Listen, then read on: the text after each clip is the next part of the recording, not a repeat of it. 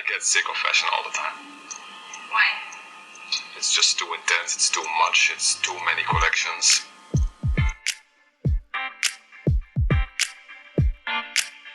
Historia y moda es un recorrido por la historia de nuestra cultura, el arte, la economía, la política y los roles de género, teniendo la moda como hilo conductor. Este es un viaje para los curiosos, los apasionados, los detractores y todos los que quieran conocer el origen de los grandes sucesos y las pequeñas cosas que han tejido nuestra sociedad. Somos Diana y Ceci y te acompañaremos en este apasionante viaje. Bienvenido, comenzamos. Hola a todas y todos y gracias por estar con nosotras en un episodio más. En un principio, cuando nos planteamos la idea de hacer este podcast, vimos como un desafío hablar de historia sin tener una referencia visual para guiarles en el tema. Y se nos ocurrió que podríamos apoyarnos en algo que fuera muy conocido para todos y contarles la historia de algo con lo que hemos crecido y que existe ya en nuestra memoria desde niños. Es el caso de este episodio. Aunque, como han podido darse cuenta, este podcast no pretende ser un podcast más de historia de moda en el que les decimos, en el siglo tal se vestían así y luego se vestían así. En este episodio sí vamos a enfocarnos en la moda del siglo XVIII, teniendo como referencia un clásico infantil que todo mundo conocemos. Este es La Bella y la Bestia, pero no vamos a hablar del vestido amarillo de la Bella, del que mucho se ha hablado, o se ama o se odia, sino que nos inclinaremos un poco más hacia la moda masculina, teniendo obviamente como referencia a los personajes de Bestia, Gastón y otros. Pero antes vamos a dar un poquito de contexto histórico, como siempre. Como muchas otras películas de Disney, esta película se basa en un cuento tradicional. Aunque existen versiones anteriores, se considera que el filme se basa en la obra escrita por Gabriel Suzanne Barbault de Villeneuve en 1740, además de la versión publicada y muy resumida de Jean-Marie Le Prince de Beaumont en 1756, que es una de las más populares. Por lo tanto, La Bella y la Bestia se ambienta a mitad del siglo XVIII. La línea de tiempo de La Bella y la Bestia es deliberadamente vaga, pero tenemos algunos indicios de que la historia tuvo lugar alrededor de la década de 1760. Bella y su padre vivían en una provincia en la costa de Francia antes de la Revolución Francesa. Entonces, ¿cómo era Francia durante ese tiempo? Bueno, a mediados de la década de 1700, Francia estaba básicamente en la cima de su poder.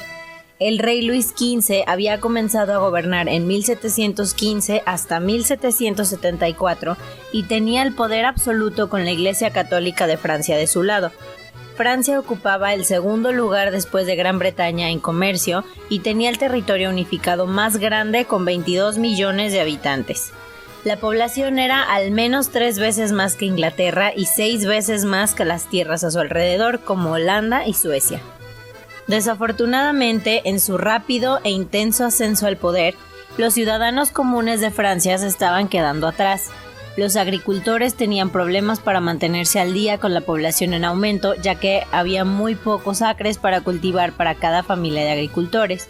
La tecnología en la agricultura también fue desalentada por la monarquía. Los agricultores nunca pudieron guardar dinero para ayudarse a sí mismos porque sus impuestos aumentaban constantemente.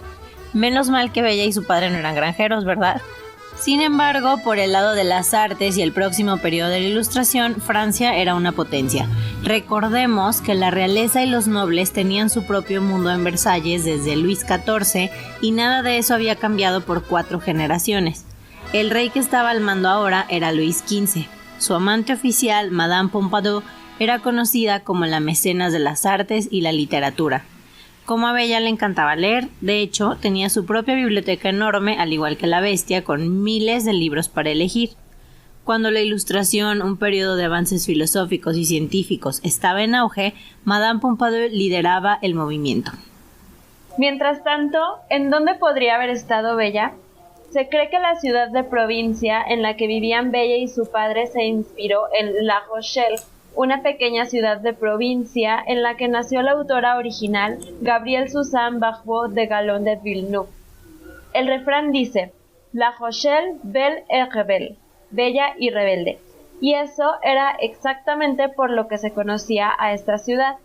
Aunque seguía siendo tan analfabeta como la mayor parte de Francia en ese momento, La Rochelle estaba un paso adelante del resto del país. Protestante cuando Francia era católica, La Rochelle luchó por la paz religiosa y el individualismo durante siglos. De hecho, en el momento en que Bella y Bestia se conocieron, la Ilustración ya se había abierto camino hacia La Rochelle. Pronto sería un gran momento para la ciudad, ya que su comercio de agua se benefició enormemente. Sus puertos tomarían más barcos y crearían entradas más grandes para el comercio. Por eso sería comprensible que encontráramos a una pareja tan ilustrada como Bella y su padre en este pequeño y dulce pueblo. Simplemente estaban un paso adelante. Durante ese tiempo, la Bestia obviamente no era conocida en toda la ciudad, ya que la mayoría de los nobles como él se mantenían en secreto. Los aristócratas solían estar ausentes de la gente, peludos o no. Bestia, sin embargo, encajó en este periodo tan bien en la historia como en la realidad. Su castillo ofrecía muchas características de estilo barroco, pero tenía un toque en la ilustración con la impresionante biblioteca que guardaba. Por supuesto, no tan glorioso como los verdaderos cuentos de hadas, Francia a mediados del siglo XVIII era tan emocionante y salvaje como lo retrata La Bella y la Bestia, excepto, ya saben, sin los cubiertos encantados. En la bibliografía de historia de la moda no siempre se refleja la evolución de la vestimenta en su totalidad, sino solamente los cambios en las formas de vestir de las clases altas. Referencias visuales de cómo vestían las clases desfavorecidas de entornos rurales y urbanos las tenemos gracias a algunos pintores cuyas obras retratan la vida de estos sectores de la sociedad. Entre ellos, la obra de los hermanos Lenin, cuya obra resulta no menos expresiva que descriptiva y ofrece, por tanto, información detallada sobre la vestimenta de las clases populares. Los tres hermanos Lenin eran Antoine Lenin, Louis Lenin y Matthew Lenin. Retratistas y miniaturistas que han sido poco estudiados y de quienes la autoría de sus obras queda, en ocasiones, sin definir a quién pertenece, generalizando con la denominación de Lenin Brothers. En la obra Familia de Campesinos, actualmente en el Museo del Louvre, se presenta a una familia cuya vestimenta denota una gran humildad, en la textura de los materiales gastados por el uso, la ausencia de calzado en los niños, lo ambientado de las piezas blancas. La moda entonces es esta. Los campesinos usan vestidos de paño de colores terrosos, una cofia, una pañoleta de lienzo en el cuello y un cinturón. La primera canción de La Bella, Bonjour, ya sea en la versión animada de 1991 o en el live action de 2017, es, además de una introducción a la película, una introducción al mundo de Bella, de los personajes, de su posición social y su nivel cultural. En las escenas que vemos a lo largo de la canción podemos advertir estas prendas. La camisa blanca para hombres y mujeres, que es la prenda interior por excelencia ya desde hace muchos siglos. Las mujeres llevan encima de esta delantales y los hombres chalecos, calzas y medias. Recordemos que Francia imponía la moda y la moda francesa ha sido siempre muy elegante y extravagante y las clases sociales tendían a copiarla. Si eran clases más bajas, pues lo copiaban tal vez con materiales más sencillos o de segunda mano, pero sin renunciar a las decoraciones como los bordados o tejidos brocados. En los últimos años del siglo XVII y hasta más o menos 1720 se impuso en toda Europa un nuevo estilo de tejidos de seda, los tejidos bizarros, del francés bizarre. El término sedas bizarras hace referencia a los tejidos fabricados en Europa entre 1695 y 1720, que presentan una decoración compuesta por elementos fantásticos combinados con motivos exóticos, influenciados por los tejidos chinos y mongoles de Damasco y que en ocasiones por su gran complejidad eran casi indescriptibles. Un ejemplo de esto lo vemos en el live action, como mencionaba Diana, con Monsieur Jean, que era el señor que perdió algo y nunca recuerda qué. En el mismo ambiente tenemos a personajes de una clase un poco más alta, como el profesor, que trae una casaca con los puños volteados, y un jabot, que era una tipo corbata blanca con holanes, que por cierto aquí quiero dejarles un dato curioso. El término corbata deriva de este accesorio que usaban los soldados croatas y es una mala pronunciación de croatas. Croata, cravat, cravata, corbata. Peluca con canelones, así se les llamaba a los rizos que iban de lado, dejando la parte alta de la cabeza para poderse poner el sombrero tricornio, que también llevan los niños que van entrando a clases. También el dueño de la biblioteca trae peluca y jabot. Creo que hubiéramos dicho al principio del episodio que habría que ver la película primero para darse una idea y después escucharlo, pero bueno. Las mujeres solteras llevan el pelo suelto y las casadas o mayores se lo cubren con un pañuelo. Los escotes son muy bajos y algunas lo llevan tapado con un pañuelo o con la misma camisa. El corsé es un elemento fundamental desde 1600, es inconcebible ir sin él. Empiezan a usarlo las niñas aprox desde los 3 años. Se hacen de tejidos muy resistentes como el denim, como el que trae Bella. Esta tela venía de Nîmes, Francia, y de ahí toma su nombre. Estos corsés tenían costuras donde se insertaban las varillas. Se cosen con los mismos instrumentos con los que se hacen las velas de los barcos y era muy común la compra y venta de prendas de segunda mano. Venden sus corsés para comprar otros. Seguimos en esta primera parte de la canción Bonjour. En la escena posterior a la de la biblioteca, Belle se encuentra con varias mujeres que llevan versiones más recientes y prácticas del vestido a la francesa, casi más como un saquito. Este vestido lo llevan también las niñas que están lavando. A la muerte de Luis XIV, la moda se relajó un poquito y el vestido a la francesa se puso de moda, que consistía en un tipo bata con pliegues atrás que caían desde la nuca hasta abajo. Por delante se fijaba con alfileres al corsé íntimo y todo esto iba llevado siempre con una enagua del mismo color y un petillo decorado. Todo este volumen caía sobre varias capas de faldas interiores o estructuras con varillas. Puede verse en su totalidad este vestido en la primera escena, la del baile en el castillo. El estilo artístico de este periodo es el rococó. Y luego están las damas elegantes que, copiando la moda de María Antonieta, llevan sombreros enormes. En la indumentaria masculina se consolidó el traje francés de 3 piezas básicas: casaca, chaleco, calzas. Se usaba el terciopelo y paños de seda y lana. Las calzas se metían enrolladas debajo de las medias a la altura de las rodillas. A finales del siglo XVII, el traje masculino se sometió a una notable influencia de los uniformes militares. Así aparece la casaca, que era una especie de saco largo y ajustado con amplias bocamangas. La prenda, que llegaba hasta las rodillas, tenía aberturas en la parte posterior y en los laterales y bolsillos bajos en la delantera. En torno a 1690 adquirió más vuelo por detrás a través de unos pliegues en forma de abanico. La casaca tuvo un gran protagonismo por sí misma, ya que cubría completamente el saco y las bragas. Por tanto, ofrecía espacio para desplegar decoraciones y bordados. Además, dejaba asomar los puños de la camisa. Al comienzo eran de seda y posteriormente de paño para concentrar todos los adornos y la elegancia en los zapatos, los sombreros y los encajes. Esto dio por resultado una silueta del hombre mucho más afinada. Los bolsillos se transformaron de verticales en horizontales y bajos hacia 1680. Para esos años ya no se usan más los ringhams, que eran faldas pantalón, y se empezaron por culottes, que eran calzón o calzas largas ajustadas, que caracterizarán todo el siglo XVIII hasta que en la Revolución Francesa sean eliminados a favor de los sans-culottes, literalmente sin calzas, que es el actual pantalón. Gaston y Le Fou traen estas casacas, el tajo en la parte trasera les permite montar, traen botas para montar y sombreros tricornios.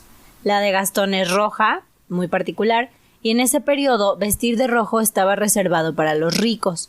El tinte rojo proviene del insecto cochinilla en México. Obtener ese color fue una tarea muy difícil y muy costosa hasta que aparecieron los tintes sintéticos. Incluso sin el rojo, su conjunto indica un hombre rico y privilegiado. Gastón era llamado capitán y era un veterano de guerra. En el siglo anterior e inicios de este, no se suele hablar mucho de vestimenta regional. La moda está en manos de los franceses. Por primera vez, Francia tiene una industria de la moda para hacer gastar a las personas y hacerlas lucir mejor. Sin embargo, los ingleses son quienes dominan la moda masculina gracias a una avanzada industria de la lana, una maquinaria textil superior y unas técnicas de sastrería más refinadas desarrolladas durante este siglo. Estas diferentes influencias dan paso a expresiones como moda parisina y confección londinense. Y esto podemos verlo representado excelsa, sublime y orgásmicamente en los trajes de la bestia. Disculpen, pero la sastrería para mí es wow. Al ser un príncipe, sigue la línea de lujo y extravagancia propias de la corte francesa.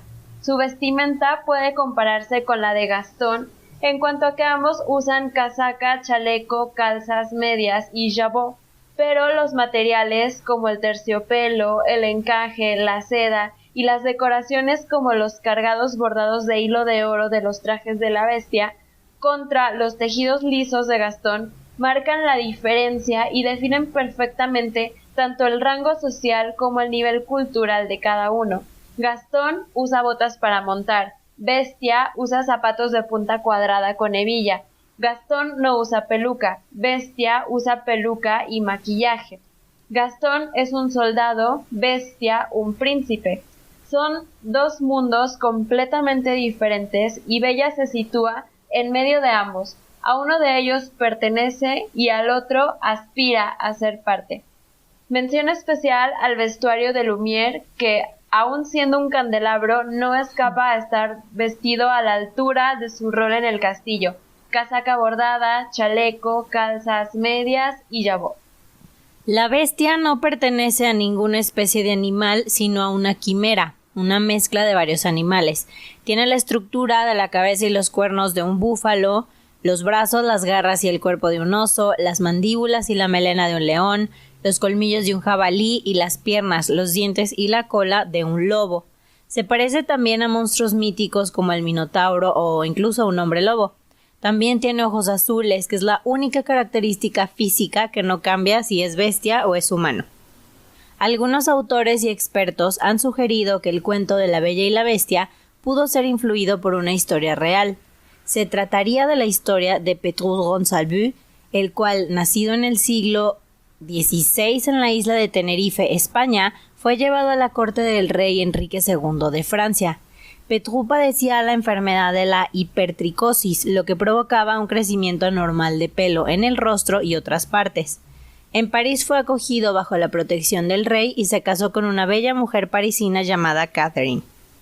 Originalmente, Bestia se viste con unas bragas gris y una capa andrajosa. Después de que salva a Bella de una manada de lobos, su estilo de vestir cambia, reflejando una personalidad más refinada y a medida se va volviendo más disciplinada. El día que le mostró a Bella la biblioteca, vestía una camisa blanca de manga larga con cuello, con una casaca azul de brocado de seda y bragas azul oscuro. Luego agregó un chaleco cuando salieron a pasear a la nieve. La forma de vestir más referenciada es su atuendo de salón, que consiste en un traje de 3 piezas: chaleco, saco, calzas. Todo azul bordado en oro con jabot y puños de encaje, símbolos de poder económico. En la versión animada, en vez de saco, lleva un frac azul y una cola de caballo adornada con un moño azul, como solían peinarse las pelucas. Luego es maravilloso cuando los objetos vuelven a su forma humana y vemos los majestuosos vestuarios del perchero, que lleva un saco negro a rayas, que por cierto eran el último grito de la moda en los años 80 de este siglo. Din Don con un conjunto de pana, un chaleco rojo bordado en oro y peluca con cadogan, que era como una bolsita negra donde se guardaban la cola de caballo y formaban un moño negro. Lo que sigue es el baile, en el que, en mi opinión, los mejores vestidos son el príncipe, el maestro del piano y Madame Garthoff, que es la que canta, y que antes era el ropero.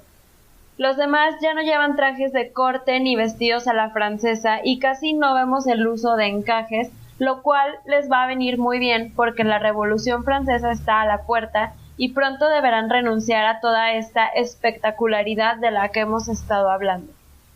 En 1774 subió al trono de Francia Luis XVI. Su llegada al trono hizo pensar en grandes reformas del Estado, pero su falta de carácter, las intrigas de su corte y la oposición de los nobles le impidieron llevar a cabo las medidas oportunas. Junto a las de Luis XVI se cuenta la historia de María Antonieta, de la cual ya hemos hablado en el episodio 12, para que lo escuchen si es que quieren ahondar en este tema que también es fascinante y muy extenso. El 14 de julio de 1789 estalla la Revolución Francesa. Los dos mundos de Bella chocan entre sí, pueblo contra nobleza, y pronto Bella y Bestia tendrán que renunciar a sus lujos y huir, esconderse o camuflarse en una vida provincial en la que no puedan ser reconocidos como miembros de la aristocracia. Todo lo que representaba lujo ahora es como una señal que te condenaba.